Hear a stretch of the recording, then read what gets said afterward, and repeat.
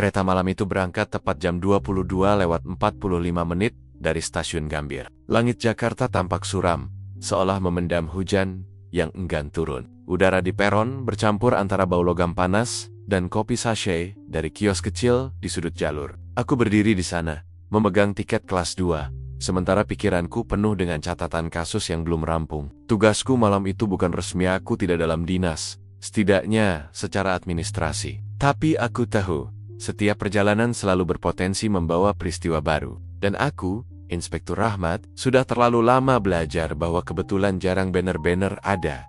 Di dalam gerbong, suasananya berbeda. Lampu-lampu kuning pucat menggantung di langit-langit, bergoyang perlahan, mengikuti irama rel. Suara klik-klak roda besi yang bergesekan dengan rel, seperti detak jam raksasa, menandai berjalannya waktu yang tak bisa dihentikan.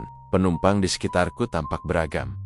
Seorang ibu muda menidurkan anaknya, sepasang suami istri lanjut usia berbisik pelan, dan seorang pria berpakaian rapi membaca koran lama yang sudah mulai robek di ujungnya. Semuanya tampak biasa, tenang, bahkan membosankan, kecuali bahwa ketenangan semacam itu selalu mengundang sesuatu untuk merusaknya. Aku duduk di kursi dekat jendela, memperhatikan pantulan wajahku di kaca yang gelap. Di luar, bayangan tiang listrik dan pepohonan berlari mundur, seperti kenangan yang dikejar oleh waktu. Di saku jas, ponselku bergetar singkat pesan dari kantor. Tetap waspada, saksi yang kau kawal tidak boleh kehilangan kontak. Aku menghela napas. Tugas ini sebenarnya sederhana, mengawal seorang saksi penting yang duduk di gerbong sebelah. Tapi dalam pikiranku, setiap saksi yang tahu terlalu banyak adalah magnet bagi bahaya. Kondektur lewat memeriksa tiket. Ia memberi salam singkat dan tersenyum ramah, tapi matanya cepat menatap jam di pergelangan tangan, tanda ia juga terburu-buru. Di sepanjang lorong sempit itu, aroma karpet tua dan logam yang lembab membuat suasana terasa berat. Suara AC berdengung konstan, menambah rasa dingin yang aneh di tengkuk. Aku membuka buku catatanku, menulis waktu, posisi duduk, dan kondisi sekitar. Kebiasaan kecil, tapi seringkali menyelamatkanku di kemudian hari. Saat kereta mulai keluar dari wilayah kota, lampu-lampu gedung tinggi berubah menjadi titik-titik kecil di kejauhan. Aku menatap kosong keluar, berpikir betapa rapuhnya garis batas antara perjalanan biasa dan tragedi. Setiap malam, ribuan orang naik kereta seperti ini. Pegawai, pedagang, mahasiswa pulang kampung. Tak ada yang mengira sebagian dari mereka mungkin tak akan sampai di tujuan.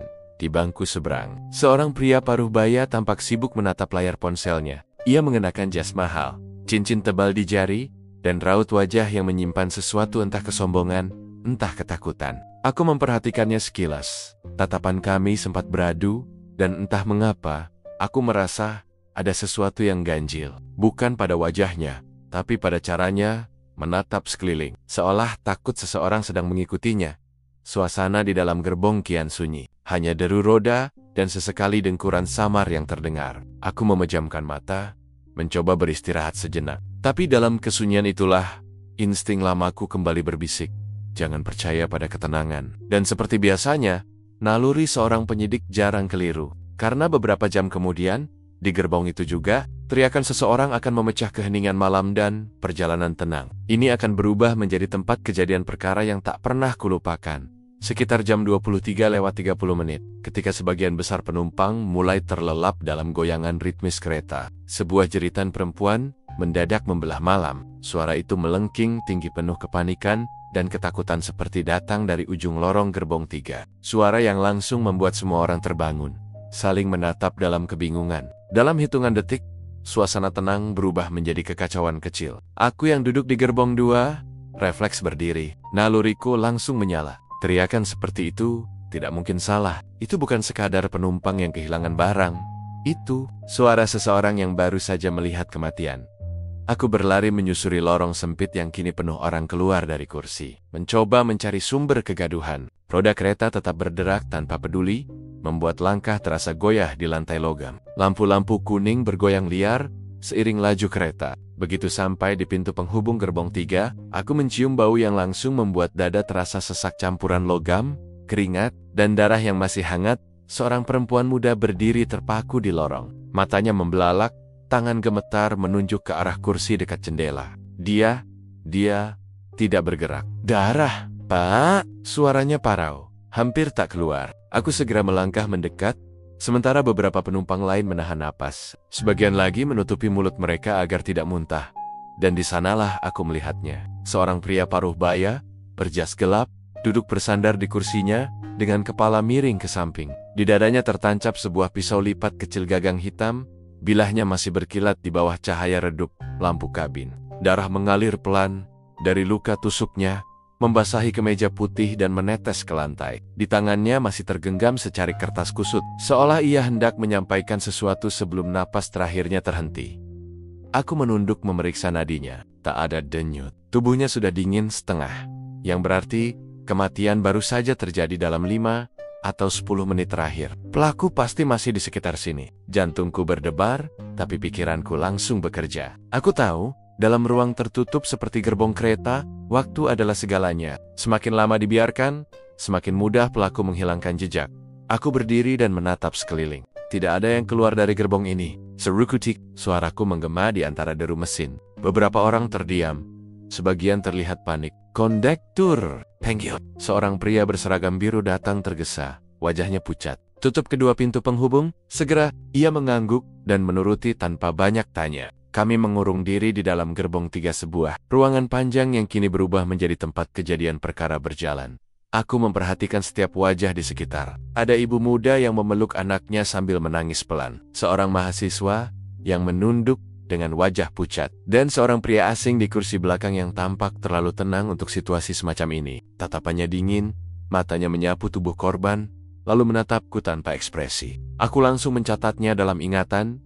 Lampu di atas kepala sedikit bergetar, menambah ketegangan yang terasa mencekik. Kereta tetap melaju, tak memberi kesempatan untuk berhenti atau meminta bantuan. Dalam ruang sempit itu, aku tahu kami sendirian, terisolasi di antara rel dan kegelapan luar jendela. Tidak ada sinyal ponsel, tidak ada kontak dengan pos keamanan, hanya waktu, insting, dan rasa waspada yang jadi senjata. Aku menarik napas dalam, memeriksa sekitar kursi korban. Tak ada tanda perlawanan. Tidak ada benda pecah, hanya sedikit noda darah di lantai mungkin dari langkah pelaku yang buru-buru pergi. Tapi, dari arah mana ia datang? Pintu di belakang terkunci rapat, sementara pintu depan menuju gerbong 2 tempatku tadi duduk masih terbuka. Berarti, pelaku bisa jadi masih di sini, atau baru saja melewatiku beberapa menit lalu. Sebuah perasaan dingin menjalar di punggungku. Aku sudah menangani banyak kasus pembunuhan, tapi memburu pelaku di ruang tertutup yang terus bergerak adalah mimpi buruk setiap penyidik. Di luar jendela, kegelapan terus berlari, seolah menelan segala jejak yang bisa kutemukan. Dan di dalam gerbong 3, malam baru saja berubah menjadi medan penyelidikan panjang, dingin, dan berlumur misteri. Begitu aku memastikan korban sudah tak bernyawa, langkah pertama yang harus kulakukan jelas, mengamankan lokasi. Tidak boleh ada satupun penumpang yang keluar atau berpindah tempat sebelum situasi terkendali. Di ruang sempit seperti gerbong 3, setiap inci bisa menjadi bukti. Setiap langkah bisa menghapus jejak penting. Sementara di luar, kereta terus melaju, seolah tak peduli bahwa di dalamnya, satu nyawa baru saja direnggut. Aku menatap ke arah kondektur yang berdiri terpaku di ujung lorong. Kunci kedua pintu penghubung. Sekarang juga, Perntuk, suaraku menggema di antara suara deru roda besi. Ia menelan ludah, lalu segera berlari ke arah depan dan belakang gerbong. Dengan suara klik yang nyaring, pintu antar gerbong terkunci rapat. Seketika, kami semua terjebak dalam satu ruang panjang yang bergoyang pelan mengikuti laju kereta. Sebuah ruang yang kini resmi menjadi tempat kejadian perkara. Beberapa penumpang mulai panik. Seorang ibu muda memeluk anaknya sambil menangis, sementara 2 pemuda sibuk merekam dengan ponsel mereka. Aku melangkah cepat, menepuk salah satu bahunya dengan keras. Hapus rekaman itu. Sekarang, tatapanku tegas, dan tanpa perlawanan, ia menunduk dan menghapusnya. Aku tak punya waktu untuk menjelaskan bahwa penyebaran gambar korban bisa mengacaukan proses identifikasi. Atau lebih buruk lagi, menciptakan kepanikan massal. Sebelum kami tiba di stasiun berikutnya, aku membuka lencana polisi dari dalam jaketku dan menunjukkannya ke semua yang ada di sana. Saya Inspektur Rahmat dari Unit Kriminal Khusus. Mulai saat ini, semua orang di gerbong ini berada dalam pengawasan saya. Tidak ada yang keluar, tidak ada yang bicara ke siapapun di luar, sampai saya perintahkan. Kalimat itu membuat suasana menegang. Beberapa orang terdiam, sebagian lain mengangguk cepat. Mungkin lebih karena takut daripada mengerti.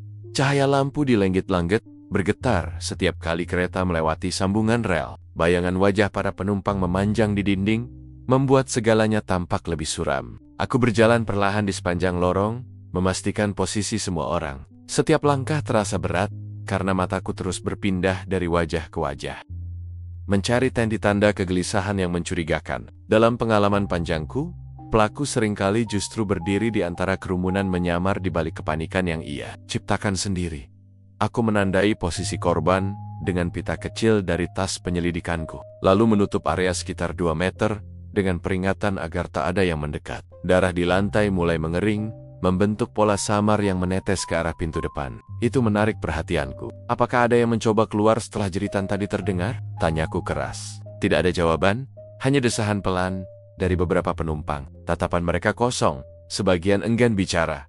Aku menurunkan pandangan ke lantai, memeriksa jejak langkah yang samar di karpet gelap. Ada noda merah kecil bercampur dengan debu, sepatu menuju ke arah pintu depan gerbong. Jejak itu terputus di dekat sambungan pintu. Pelaku mungkin sempat bergerak ke sana, lalu kembali, atau berhenti, karena kerumunan mulai panik. Skenario itu berputar cepat di kepalaku, sementara kereta terus berguncang seperti menertawakan kekacauan manusia di dalamnya.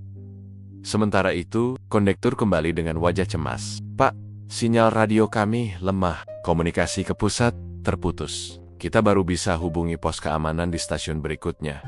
Tapi masih sekitar 30 menit lagi." 30 menit cukup lama untuk pelaku menyingkirkan barang bukti, gumamku pelan. "Baik, kita tahan di sini." Tak ada yang pindah kursi. Aku menatap sekeliling. Ruang gerbong yang hangat tapi terasa dingin oleh ketegangan. Aroma darah bercampur dengan bau karpet tua. Dari luar jendela, hanya gelap yang bergerak cepat menyisakan pantulan wajah-wajah cemas. Setiap orang kini menjadi saksi potensial, dan mungkin salah satunya adalah pelaku.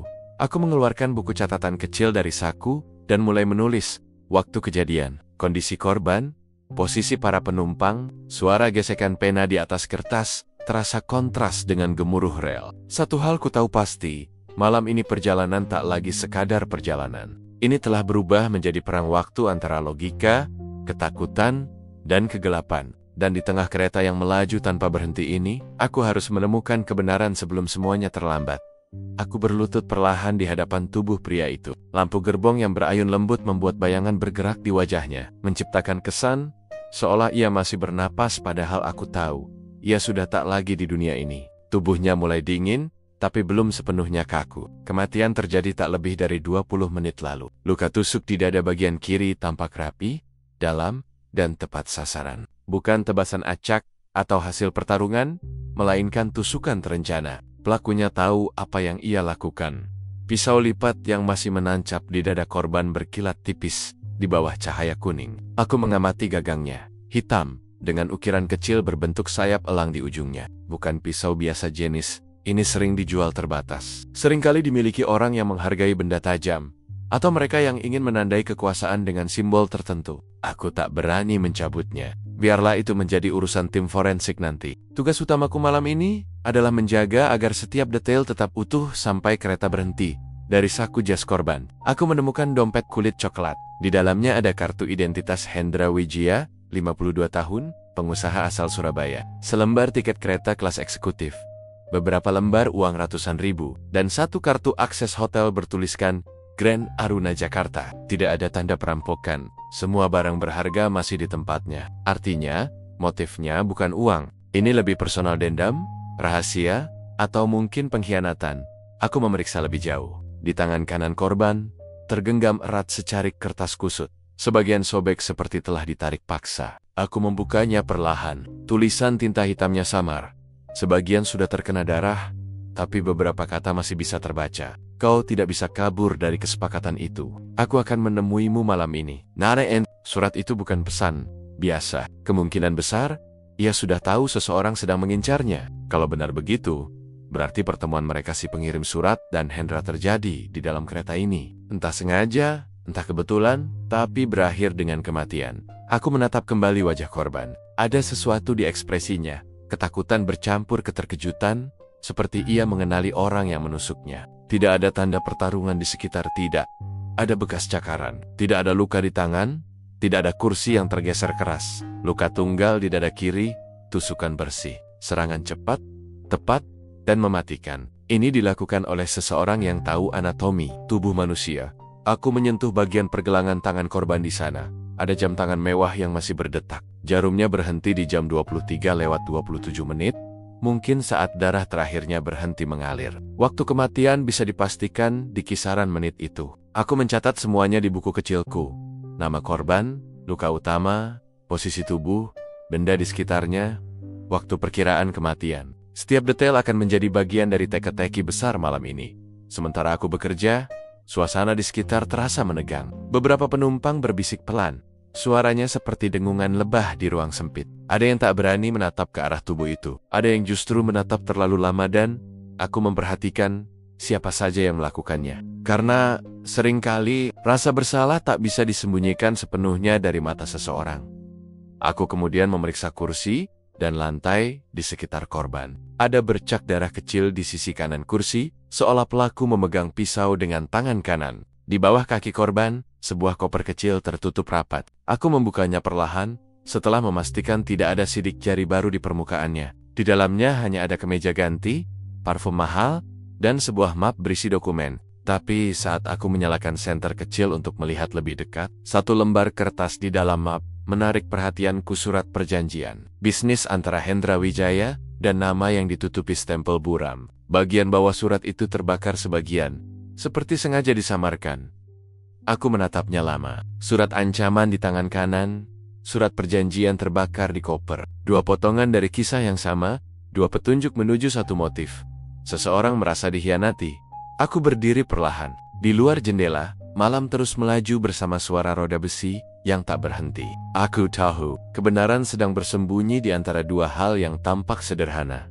Siapa yang duduk cukup dekat untuk menusuk tanpa terlihat, dan siapa yang punya alasan kuat untuk melakukannya. Setiap pembunuhan selalu meninggalkan jejak. Dan di dalam gerbong ini, aku baru saja menemukan jejak pertama. Jejak yang akan menuntunku menyingkap rahasia yang jauh lebih gelap dari sekadar darah di kursi penumpang kelas eksekutif. Aku berdiri di tengah gerbong 3 yang kini sunyi setelah kegaduhan sebelumnya mereda. Hanya suara roda besi yang bergesekan di rel dan desis lembut dari pendingin udara terdengar samar, seperti latar dari sebuah tragedi yang baru saja dimulai. Tubuh korban telah kututup dengan selimut tipis dari koper penumpang, menyisakan hanya sepatu kulitnya yang masih berkilat di bawah cahaya redup. Sekarang waktunya beralih pada tahap paling penting, mendengar suara manusia, karena dalam setiap kasus pembunuhan, kebenaran jarang bersembunyi di darah atau pisau. Tapi di antara kata-kata orang yang menyaksikannya, aku berjalan menyusuri lorong sempit, menatap satu persatu wajah penumpang. Mereka semua kini duduk diam, sebagian pucat, sebagian menatap kosong keluar jendela gelap. Tak ada yang benar-benar tenang. Ketika ketakutan melanda, bahkan orang yang tak bersalah pun tampak seperti menyimpan rahasia. Aku mengeluarkan buku catatan dan pena, lalu berkata tegas, "Saya akan menanyai kalian satu persatu. Jangan ada yang berbohong. Di dalam gerbong ini, waktu dan jarak terlalu sempit untuk kebohongan bertahan lama." Penumpang pertama adalah seorang ibu muda bernama Rika, duduk di kursi 2 baris dari korban. Ia memeluk anak perempuannya yang masih kecil, matanya sembab karena menangis. "Saya tertidur, Pak. Saya cuma dengar suara seperti barang jatuh, lalu perempuan di belakang saya menjerit," katanya lirih. Suaranya bergetar, tangannya memeluk anaknya lebih erat. Aku memperhatikan gerak matanya, tidak ada tanda kebohongan. Ia benar-benar takut, tapi bukan karena rasa bersalah, melainkan karena menyaksikan kematian dari jarak yang terlalu dekat. Selanjutnya, aku menghampiri seorang pemuda berpakaian hitam, usia sekitar 20-an. Dari tadi ia gelisah, menggerak-gerakkan kakinya tanpa henti. "Nama saya Andra, Pak," ucapnya cepat saat kutatap. Aku melihat noda merah samar di ujung celana jeansnya, entah darah atau tumpahan minuman. Saya sedang main HP, lalu tiba-tiba ada teriakan. "Saya nggak lihat siapa-siapa lewat, kenapa celanamu kotor?" tanyaku. Ia menatap ke bawah, tergagap. "Itu, saya bantu ibu yang tadi hampir jatuh waktu panik, Pak." Jawaban cepat terlalu cepat. Aku menuliskannya di buku catatan tanpa komentar, tapi dalam hati menandai namanya dengan garis kecil. Di kursi belakang, seorang pria asing menarik perhatianku. Ia berpakaian sederhana, membawa tas ransel hitam di pangkuan. Kulitnya sawo matang, rambut tersisir rapi. Tidak ada tanda ia terguncang seperti penumpang lain. Tatapannya tenang, nyaris terlalu tenang. "Nama?" tanyaku. "Bima," jawabnya datar. Saya tidak melihat apa-apa. Saya sedang membaca buku saat kejadian. Buku apa? Ia mengangkat sebuah novel misteri berbahasa Inggris, entah kebetulan atau simbol aneh dari keadaan kami. Aku menatap matanya sejenak, mencoba membaca sesuatu di balik tenangnya. Tapi wajah itu seperti tembok. Tidak ada rasa takut, tidak ada penyesalan. Kondektur yang sejak tadi berdiri di dekat pintu mendekat. Pak, ada penumpang yang bilang sempat lihat seseorang berdiri di dekat korban beberapa menit sebelum kejadian. Katanya, pelan. Aku menoleh cepat. Siap. Seorang pria tua di kursi pojok mengangkat tangan. Saya lihat, Pak, ada seseorang pakai jaket hitam lewat dari arah belakang. Badannya agak tinggi. Tapi saya pikir cuma mau ke toilet. Jam berapa? Tanyaku. Sekitar 11:20. Tak lama sebelum jeritan itu terdengar, aku mencatat lagi. Jaket hitam, tinggi, arah belakang. Perlahan, potongan-potongan kecil mulai membentuk bayangan samar di pikiranku. Tapi belum cukup jelas untuk disebut kebenaran. Aku menatap seluruh gerbong sekali lagi. Setiap wajah menyimpan cerita berbeda. Tapi sebagian besar menatap ke arahku dengan campuran harap dan cemas. Mereka ingin kasus ini selesai cepat, ingin terbebas dari ruang pengap yang kini terasa seperti penjara. Tapi bagi penyidik sepertiku, waktu justru harus melambat karena di antara napas terburu mereka, ada kebohongan kecil yang menunggu ketahuan. Baik, kataku akhirnya. Mulai sekarang, semua tetap di tempat. Jangan bersentuhan dengan barang apapun, jangan bicara kecuali ditanya. Aku menutup buku catatan. Satu di antara kalian tahu sesuatu yang tidak ingin dikatakan. Tapi percayalah, kereta ini tidak bisa lari dari kebenaran. Kita semua terkurung di rel yang sama. Dan pada akhirnya, kebenaran akan tiba di stasiun terakhir. Suasana kembali hening. Di luar, malam tampak semakin gelap, hanya cahaya kilat jauh di horizon memberi pantulan samar ke kaca jendela. Dan di dalam gerbong 3 yang sunyi itu, aku tahu permainan baru saja dimulai. Permainan antara waktu, kepanikan, dan kebohongan manusia. Aku kembali berdiri di tengah lorong, mengamati setiap detail ruang yang kini lebih terasa seperti ruang jenazah berjalan daripada gerbong penumpang. Udara di dalam mulai pengap, bukan hanya karena sistem pendingin yang lemah, tetapi karena rasa tegang yang menggantung di setiap napas manusia di sini. Semua mata mengikuti gerakanku, tapi aku tak lagi memedulikan mereka. Aku tahu, jawaban yang kucari tidak akan datang dari mulut siapapun, melainkan dari hal-hal kecil yang luput dari perhatian. Langkahku berhenti di dekat pintu penghubung antar gerbong. Di sisi depan tempat korban ditemukan. Lampu di sana berkedip pelan, seperti hampir mati, membuat bayangan di lantai menari-nari aneh. Dan di sanalah aku melihatnya, sebuah bercak darah kecil, nyaris tak terlihat jika tidak diperhatikan dengan saksama. Warnanya mulai menggelap, menandakan sudah mengering sebagian, tapi bentuknya memanjang, seolah terseret oleh sesuatu atau seseorang. Aku berjongkok, menyinari dengan senter kecil dari saku jaketku. Darah itu tidak jatuh secara alami. Alirannya mengarah jelas ke bawah pintu. Aku mengikuti jejak itu dengan pandangan tajam. Ada 2, mungkin 3 titik lain yang berjarak tak lebih dari 20 cm. Seolah seseorang berjalan tergesa dengan tangan berdarah. Mungkin berusaha melarikan diri setelah menusuk. Tapi anehnya, tidak ada noda tangan di pegangan pintu. Bersih, terlalu bersih. Aku memerintahkan kondektur mendekat. Pintu ini terakhir dibuka kapan? Tanyaku. Setelah keberangkatan, Pak. Saya cek sebentar tadi sebelum dikunci, dan belum ada yang keluar lewat sini. Jawabnya, sedikit gemetar. Artinya, gumamku pelan. Pelaku tidak sempat keluar. Aku mencoba membuka pintu itu. Gagangnya dingin, tapi terkunci rapat dari dalam. Aku menarik napas panjang. Jadi, pelaku mungkin sempat menuju ke sini, tapi urung melarikan diri mungkin karena panik saat jeritan terdengar, lalu berbaur kembali ke antara penumpang. Itu artinya, ia masih di dalam kereta ini. Sebuah pikiran dingin mengalir di kepalaku. Aku berdiri dan menatap ke arah para penumpang yang kini menatapku balik dengan wajah tegang. Di antara mereka ada yang menunduk, ada yang berpura-pura tak peduli, dan ada pula yang menatapku dengan tatapan datar, tanpa ekspresi. Dalam hati, aku berkata, salah satu dari kalian baru saja membunuh seseorang, dan kini mencoba terlihat biasa.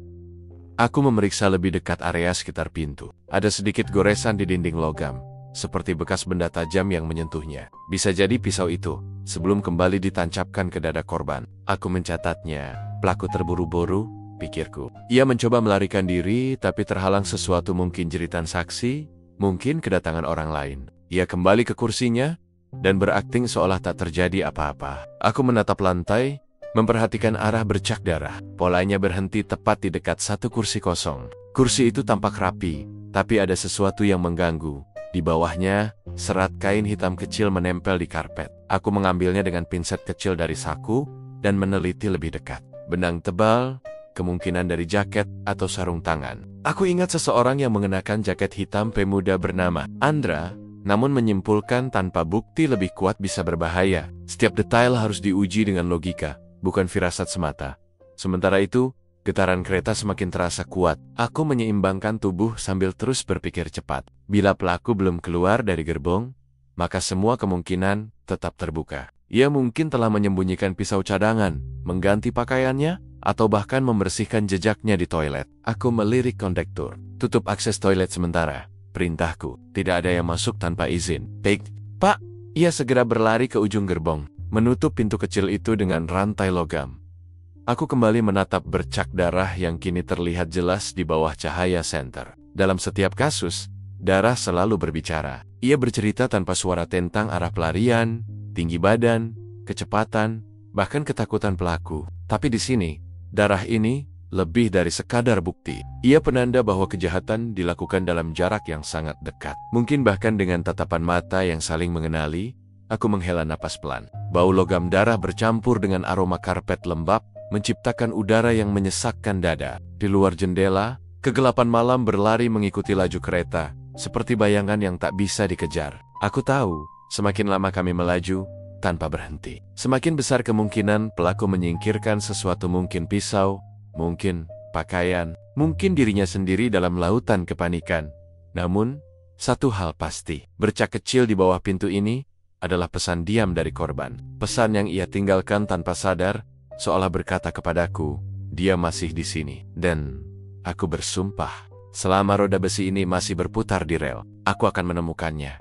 Ketika malam semakin menua, dan kereta terus melaju menembus kabut dingin di luar jendela. Suasana di dalam gerbong mulai berubah. Rasa panik sudah berkurang, berganti dengan keheningan yang aneh, keheningan yang bukan karena tenang, melainkan karena semua orang takut mengeluarkan suara. Setiap penumpang kini tampak seperti bayangan hidup, duduk tegang di kursinya masing-masing. Dari tempatku berdiri di ujung lorong, aku dapat merasakan aura ketakutan yang menempel di udara, tebal dan berat, seperti kabut yang tak bisa disibak. Aku tahu, pelaku berada di antara mereka. Dan malam ini, aku bertekad untuk menatap langsung wajahnya. Aku berjalan perlahan melewati setiap kursi. Mata memerhatikan detail kecil gerak tangan, tatapan mata, keringat di pelipis, dan cara seseorang menarik napas ketika aku melangkah lebih dekat. Pengalaman bertahan-tahan di kepolisian mengajarkan bahwa pelaku pembunuhan jarang bisa meniru ketenangan total. Ada momen kecil sepersekian detik di mana rasa bersalah atau takut muncul di wajah mereka, dan disitulah aku harus menangkapnya. Senter kecilku bergerak mengikuti langkah. Cahaya itu menyapu wajah-wajah yang pucat, diterangi lampu redup. Ada ibu muda yang memeluk anaknya erat, matanya penuh cemas. Ada pria paruh baya dengan jas coklat lusuh yang terus memandang keluar jendela, menghindari kontak mata. Ada juga seorang pemuda dengan jaket hitam, duduk agak di belakang Andra. Ia terlihat lebih tenang dari yang lain. Tapi justru itu yang membuatku curiga. Aku berhenti di depannya. "Kau duduk di sini sejak awal perjalanan?" tanyaku datar. Ia menatapku sekilas, kemudian mengangguk. "Iya, Pak. Saya nggak pindah tempat." "Kenal dengan korban?" "Enggak, Pak. Saya cuma lihat dia lewat tadi, sebelum kereta berhenti mendadak." Jawabannya cepat. Terlalu cepat. Seperti sudah disiapkan sebelumnya, aku menunduk sedikit, memperhatikan tangannya yang diletakkan di pangkuan. Bersih, tapi ada luka kecil di buku jari kanan, luka baru, masih merah. "Kau terluka?" tanyaku lagi. "Oh, ini tadi nyangkut di koper waktu saya bantu angkat bagasi," ujarnya. Nada suaranya berusaha santai, tapi matanya menghindar sepersekian detik saat bicara. Aku mencatat itu dalam penyelidikan. Mata adalah jendela paling jujur dari kebohongan. Aku melanjutkan pemeriksaan ke penumpang lain, tapi pikiranku terus kembali ke pemuda itu. Dari kesaksian kondektur sebelumnya, korban sempat berbicara dengan seseorang berjaket gelap, tak lama sebelum ditemukan tewas. Tak ada yang memperhatikan wajahnya jelas, karena lorong redup dan suara roda besi menenggelamkan segalanya. Namun warna pakaian itu terlalu spesifik untuk diabaikan. Sebuah ide muncul di kepalaku. Aku meminta petugas kereta mengambil daftar penumpang dan menyalakan kembali kamera keamanan di gerbong depan kamera. yang sebelumnya dimatikan karena gangguan listrik sementara. Mungkin sebagian rekaman masih bisa diselamatkan. Sementara itu, aku memeriksa lantai dekat tempat duduk Andra. Di bawah kakinya, nyaris tak terlihat, ada noda kecil berwarna coklat gelap. Aku menyinari dan menyentuhnya dengan ujung tisu. Masih lengket, darah. Aku berdiri tegak. Penumpang sekalian, kataku keras. Suaraku menggema di antara suara roda kereta. Kami sedang mengumpulkan bukti. Mohon tidak ada yang bergerak dari tempatnya. Beberapa orang menatapku ketakutan. Andra memalingkan wajah, menatap jendela. Aku tahu, sesuatu di dalam dirinya mulai goyah. Aku memanggilnya ke ruang pelayanan kecil di belakang gerbong. Lampu neon di ruangan itu berkedip samar, menciptakan bayangan bergerigi di dinding. Ia duduk di depan meja kecil, tangannya saling menggenggam. Aku menatapnya tanpa bicara selama beberapa detik, biarkan diam bekerja lebih dulu. Diam dalam interogasi sering lebih tajam dari pertanyaan. Akhirnya, aku buka percakapan dengan tenang. Ada darah di bawah kursimu. Ia terkejut sepersekian detik, kemudian mencoba tertawa. Bisa jadi dari korban waktu panik tadi. Pak, banyak orang lewat situ. Aku tidak menjawab. Aku keluarkan tisu berisi noda tadi dan menaruhnya di meja. Lalu aku tunjukkan foto luka kecil di tangannya yang tadi kuambil dengan ponsel dinas. Darah ini akan kami cocokkan di laboratorium, kataku pelan. Kalau cocok, kau tahu artinya apa? Aid, matanya menatap lantai, rahangnya menegang. Kereta bergetar pelan saat melewati jembatan. Suara besinya seperti irama jantung yang semakin cepat. Di luar, malam menelan semuanya, tapi di dalam ruangan sempit itu hanya ada dua orang dan satu rahasia besar yang belum terucap. Aku bisa merasakan sesuatu di dalam dirinya mulai retak. Wajah yang sejak awal tampak tenang kini perlahan berubah keringat, muncul di pelipis. Bibirnya bergerak tanpa suara, seolah ingin bicara tapi menahan diri. Dan pada momen itu, aku tahu, aku sudah menatap wajah di balik bayangan wajah. Dari seseorang yang mencoba bersembunyi di antara ketakutan orang lain, tapi lupa bahwa darah tidak pernah berbohong. Roda besi terus berputar di atas rel, menimbulkan suara berderak yang terasa seperti dentuman detak jantung malam itu. Di luar jendela, gelap pekat menyelimuti dunia tanpa bintang, tanpa bulan, seolah seluruh langit menutup mata dari apa yang sedang terjadi di dalam kereta malam itu. Sementara di ruang pelayanan kecil di gerbong belakang, aku duduk berhadapan dengan seorang pemuda bernama Andra. Wajahnya separuh diselimuti bayangan lampu neon yang berkedip lemah. Udara di ruangan itu terasa berat, padat dengan ketegangan yang hampir bisa dirasakan di kulit. Aku tidak langsung bicara. Diam adalah senjata yang paling tajam dalam interogasi. Aku biarkan bunyi kereta menjadi satu-satunya suara yang mengisi jarak di antara kami. Setiap getaran dari rel seperti menghantam meja kecil di antara kami, mengingatkanku bahwa waktu terus berjalan dan pelaku masih di sini, bersamaku. Andra menunduk. Tangannya gemetar halus, seolah tubuhnya sedang berperang dengan sesuatu yang tak kasat mata. Keringat membasahi pelipisnya, meski udara malam cukup dingin. Ia bukan tipe kriminal berpengalaman. Matanya terlalu muda untuk menanggung beban seperti itu. Tapi sesuatu di balik sorot matanya menunjukkan lebih dari sekadar rasa takut. Ada kesedihan, ada penyesalan yang dalam. Aku meletakkan rekaman foto-foto di atas meja. Bercak darah di pintu, potongan serat kain hitam yang kutemukan di bawah kursinya, dan luka kecil di tangan kanannya. Semua bukti ini mengarah ke satu orang, kataku pelan tapi tegas. Dan aku rasa kau tahu siapa orang itu. Ia mengangkat kepala perlahan. Saya nggak bermaksud, Pak, katanya akhirnya. Suaranya serak. Aku tetap diam, membiarkannya berbicara.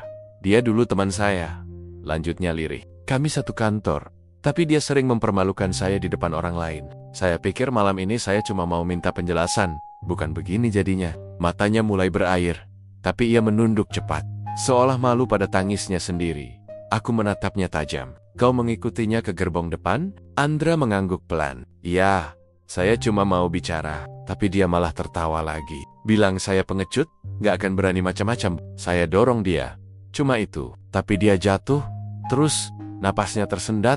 Pisau itu jatuh dari meja makan. Saya gak sadar kapan saya pegang, kapan saya tusuk dia. Ruangan mendadak senyap. Suara roda kereta terasa semakin keras, menghantam telingaku seperti gema dari pengakuan dosa. Aku menatapnya lama, mencoba membaca apakah kata-kata itu sekadar permainan rasa bersalah, atau memang kebenaran yang ia tahan selama ini. Tapi di matanya tak ada kebohongan, hanya ketakutan dan rasa menyesal yang nyata.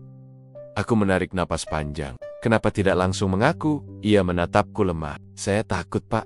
Saya nggak tahu harus gimana. Waktu dengar ada yang teriak, saya panik. Saya taruh pisaunya di tempat sampah di toilet, lalu balik ke kursi. Saya pikir, saya bisa berpura-pura nggak tahu apa-apa. Aku menatapnya dalam-dalam. Setiap kata yang keluar dari mulutnya adalah potongan kebenaran yang selama ini kami cari.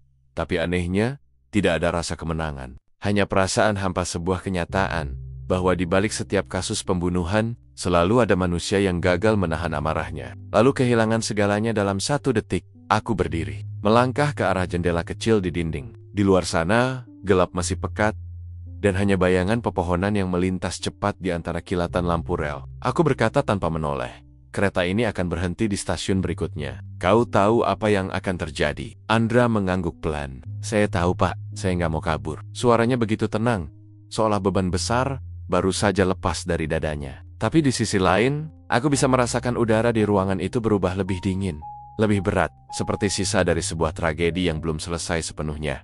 Aku memanggil 2 petugas lain untuk berjaga di pintu. Mereka masuk dengan ekspresi tegang, membawa borgol dan senter tambahan. Saat Andra berdiri, aku melihatnya menatap tangannya sendiri lama sekali, seperti baru sadar bahwa tangan itu telah mengambil nyawa seseorang. Ia tidak melawan ketika borgol mengunci pergelangan tangannya. Tidak ada perdebatan, tidak ada perlawanan, hanya keheningan yang panjang. Kereta terus melaju, dan di dalamnya, suasana berubah jadi seperti ruang penantian. Semua orang tahu, sesuatu baru saja berakhir dan sesuatu yang lain akan dimulai begitu kami tiba di stasiun berikutnya. Aku menatap keluar jendela, melihat cahaya samar dari kejauhan, mungkin stasiun kecil di tengah hutan. Dalam pantulan kaca, aku melihat wajahku sendiri. Lelah, dingin, tapi masih menanggung tanggung jawab yang belum selesai. Karena di balik pengakuan itu, masih ada satu hal yang belum kutemukan. Kenapa pisau itu sudah ada di tempat kejadian sebelum mereka bertengkar? Dan di dunia penyelidikan, satu detail yang tak masuk akal bisa berarti segalanya. Malam itu, di tengah deru rel dan dinginnya kabin logam, aku tahu kasus ini belum benar-benar berakhir. Kereta akhirnya berhenti di stasiun kecil yang sepi jauh dari Chotap. Suara pengereman besi menjerit panjang, memecah malam yang dingin. Udara luar menyusup lewat celah pintu ketika aku turun bersama tim kecil dari kepolisian daerah yang sudah menunggu. Mereka langsung membawa Andra, kini dalam borgol, ke ruang tunggu stasiun untuk pemeriksaan lebih lanjut. Tapi meski pengakuan telah diucapkan, hatiku menolak untuk percaya bahwa segalanya sesederhana itu. Ada potongan yang belum cocok dalam gambaran besar kasus ini, dan itu membuatku gelisah. Aku kembali naik ke gerbong tempat kejadian. Gerbong itu kini kosong, hanya menyisakan bau logam darah yang samar, bercampur dengan aroma kain lembab dan oli. Lampu di atas kepala bergetar pelan, memantulkan cahaya kekuningan di sepanjang lorong yang sunyi. Di kursi korban, bercak darah sudah mulai mengering. Di bawahnya, garis kapur putih yang dibuat oleh petugas tadi masih terlihat jelas, menandai posisi tubuh saat ditemukan. Aku jongkok, menatap ke arah meja kecil di samping kursi korban. Di sanalah pisau itu ditemukan, pisau dapur kecil dengan gagang kayu hitam dan bilah yang sudah berkarat di ujungnya. Bukti yang paling penting dalam kasus ini. Tapi semakin aku menatap benda itu, semakin kuat perasaan aneh yang mengganggu pikiranku. Pisau itu bukan milik kereta, modelnya tua dan ukirannya khas, seperti pisau buatan tangan, bukan yang dijual massal. Aku mengangkatnya perlahan dengan sarung tangan karet. Beratnya tak seimbang, gagangnya sedikit retak di bagian bawah, seolah sudah lama disimpan. Kenapa benda ini bisa ada di meja makan penumpang? Pikirku dalam hati. Andra bilang pisau itu jatuh dari meja. Tapi dari mana asalnya? Tak ada makanan di sekitar, tak ada alat makan lain. Seolah-olah pisau itu memang sudah ada di sana menunggu seseorang untuk menggunakannya. Aku melangkah ke dapur kecil di ujung gerbong, tempat kondektur dan pramugari biasa menyiapkan makanan ringan. Rak alat makan di sana tersusun rapi. Semua pisau baja model hotel, bukan kayu seperti yang kutemukan. Pernah lihat pisau seperti ini di kereta? Tanyaku pada kondektur yang sedang berdiri di pintu. Ia menggeleng cepat. Tidak pernah, Pak. Semua perlengkapan dapur standar dari perusahaan. Nggak ada yang modelnya seperti itu. Seketika bulu kudukku berdiri. Artinya, pisau itu dibawa oleh seseorang dari luar. Dan jika benar begitu, maka pembunuhan ini bukan hasil emosi spontan seperti yang dikatakan Andra. Pisau itu dibawa dengan niat tertentu. Aku menatap kembali lorong gelap itu, membayangkan urutan kejadian malam tadi. Jika benar Andra hanya berniat bicara, lalu tiba-tiba menemukan pisau di meja siapa yang menaruhnya di sana, dan aku berjalan menyusuri lorong dengan langkah perlahan, meneliti setiap detail. Di bawah kursi lain, aku menemukan sesuatu yang terlipat tisu kertas dengan noda lemak dan sidik jari samar. Aku ambil dan masukkan ke kantong bukti. Tisu itu terlihat biasa, tapi aku merasa ada keterkaitannya. Kemudian di lantai dekat jendela, aku melihat serpihan kecil dari sesuatu yang berkilau. Aku jongkok lagi, itu potongan kaca bening, setengah melengkung, seperti pecahan dari botol parfum kecil. Aku mengingat sesuatu. Saat tubuh korban diperiksa, di sakunya ditemukan aroma samar parfum wanita. Padahal, korban adalah pria lajang. Saat itu aku mengira aroma itu menempel dari seseorang yang lewat. Tapi kini, potongan kaca ini memberitahuku sebaliknya. Ada seseorang di dekat korban, sesaat sebelum kematiannya, mungkin seorang wanita. Aku menatap ke arah daftar penumpang yang kubawa. Di sana tertulis satu nama yang menarik. Rara Kinasih, duduk 2 baris di belakang korban, dan sempat turun sementara di stasiun sebelumnya untuk mengambil udara. Saat itu tak ada yang mencurigakannya, tapi sekerong setelah menemukan potongan parfum wanita dan pisau yang jelas bukan milik Andra. Bayangan baru mulai terbentuk di kepalaku. Aku berjalan ke bagasi kecil tempat barang-barang penumpang disimpan. Di salah satu koper hitam tanpa label, aku menemukan sehelai syal merah muda bau parfumnya, sama persis dengan yang tercium di tubuh korban. Dan di ujung syal itu, ada noda kecil berwarna kecoklatan. Darah. Aku berdiri diam beberapa detik. Suara roda kereta yang kini berhenti total membuat keheningan semakin mencekam. Pikiranku berputar cepat. Bisa jadi Andra memang menusuk korban. Tapi mungkin ia tidak sendirian. Mungkin seseorang menyiapkan segalanya, pisau, situasi, bahkan alasan untuk memancing amarahnya. Aku menatap kembali keluar jendela, ke arah stasiun kecil yang diselimuti kabut. Di sana, Andra duduk di bangku panjang, dikelilingi 2 petugas. Ia tampak hancur, tapi di balik kehancurannya, aku melihat sesuatu yang janggal. Ia terus menatap seseorang dari kejauhan. Seorang wanita muda berdiri di peron, mengenakan mantel krem dan syal yang serupa dengan yang baru kutemukan di koper. Mataku menyipit. Tangan kirinya menggenggam sesuatu di saku. Cahaya lampu stasiun memantul di wajahnya, tenang, datar, tanpa ekspresi. Dan untuk pertama kalinya malam itu, aku menyadari, mungkin Andra bukan satu-satunya pelaku. Mungkin ada seseorang lain yang mengatur semuanya dari Bangen. Dengan pisau yang sudah disiapkan jauh sebelum kereta malam ini berangkat. Kabut dini hari mulai turun ketika kereta berhenti di stasiun terakhir, sebuah tempat kecil di pinggir kota. Sepi dan dingin, hanya diterangi lampu-lampu kuning yang berkelip redup di peron. Asap dari knalpot lokomotif mengepul perlahan, membungkus udara dengan bau besi dan oli. Aku berdiri di ujung peron, memandangi siluet kereta yang baru saja melewati malam paling panjang dalam hidup banyak orang. Di balik setiap jendela, masih tersisa bayangan ketakutan, rasa lega, dan sebagian kecil penumpang yang belum sadar bahwa mereka baru saja menjadi saksi sebuah tragedi. Andra duduk di bangku panjang di bawah lampu stasiun. Kedua tangannya terborgol, wajahnya menunduk dalam diam. Di sisi lain peron, seorang wanita berjaket krem dan syal merah muda berdiri menatap ke arah kami. Rara Kinasih. Sejak pertama kali aku melihatnya di daftar penumpang, namanya terasa janggal seperti potongan yang hilang dari puzzle yang baru saja kupaksakan untuk utuh. Tapi setelah menemukan potongan kaca parfum di gerbong dan syal bernoda darah di koper yang cocok dengan miliknya, semuanya perlahan mulai membentuk gambaran yang lebih kelam dari sekadar pertengkaran 2 pria. Aku melangkah perlahan mendekatinya. Suara sepatuku bergema pelan di lantai semen yang dingin. Ia tetap diam, tapi matanya menatapku tajam, seperti sudah tahu apa yang akan kutanyakan. "Bu Rara," kataku pelan. "Saya ingin bicara sebentar." Ia tersenyum tipis. "Tentang apa, Pak Polisi?" Aku menatap syal di lehernya. "Tentang malam ini, tentang pisau, dan tentang korban." Ontak sesat. Matanya bergetar hanya sebentar, tapi cukup untuk memberitahuku bahwa ia tahu persis arah pembicaraan ini.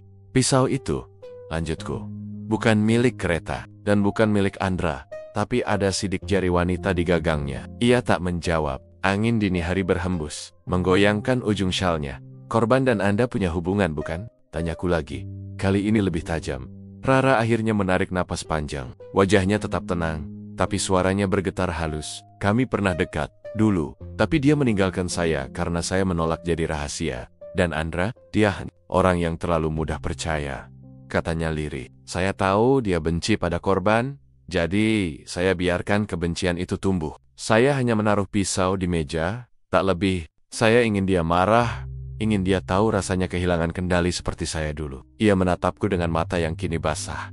Namun senyum getir masih menghiasi bibirnya. Saya tidak menyangka dia akan benar-benar melakukannya. Kata-katanya menggantung di udara seperti kabut dingin, berat, dan tak mudah dihapus. Aku memejamkan mata sejenak. Di dunia kepolisian, aku sudah mendengar ribuan alasan. Dari pembelaan diri, hingga cinta yang salah arah. Tapi yang satu ini berbeda. Sebuah pembunuhan yang lahir dari manipulasi sunyi. Dari dendam yang disembunyikan di balik wajah yang lembut, aku memberi isyarat pada dua petugas yang berjaga. Mereka mendekat perlahan, memasang borgol di pergelangan tangannya, tanpa perlawanan. Ia hanya menatap ke arah Andra yang duduk di ujung peron lalu menandok. Andra, di sisi lain, menatap balik dengan tatapan kosong antara kaget, marah, dan hancur. Dua orang yang saling mengenal, tapi saling menjerumuskan ke dalam gelap yang sama. Matahari mulai menembus kabut tipis. Sinarnya menyentuh rel yang basah oleh embun. Dalam cahaya pagi yang pucat itu, semua terlihat begitu tenang. Seolah tidak pernah ada darah yang tumpah beberapa jam sebelumnya. Tapi bagi kami, ketenangan itu bukan tanda akhir, hanya jeda sebelum kebenaran sepenuhnya terbuka. Di ruang pemeriksaan kecil stasiun, aku menuliskan laporan akhir. Kalimat demi kalimat mengalir dingin di atas kertas. Motif utama manipulasi emosional dengan penggunaan alat tajam yang disiapkan oleh pihak ketiga. Aku menatap kalimat itu lama, mencoba memahami bagaimana sesuatu yang sederhana, pisau tua dan hati yang patah, bisa mengubah hidup begitu banyak orang. Saat mereka berdua dibawa ke mobil polisi, aku berdiri di peron, memperhatikan punggung mereka yang perlahan menjauh. Rara berjalan tenang, sedangkan Andra menunduk dalam diam.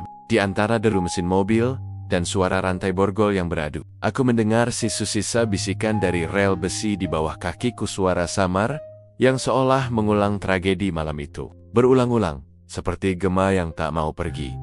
Kereta malam yang menjadi saksi kini terdiam, menunggu keberangkatan berikutnya. Di setiap relnya, masih ada noda samar yang tak terlihat mata biasa, bukan hanya darah, tapi juga dosa yang tidak akan mudah hilang.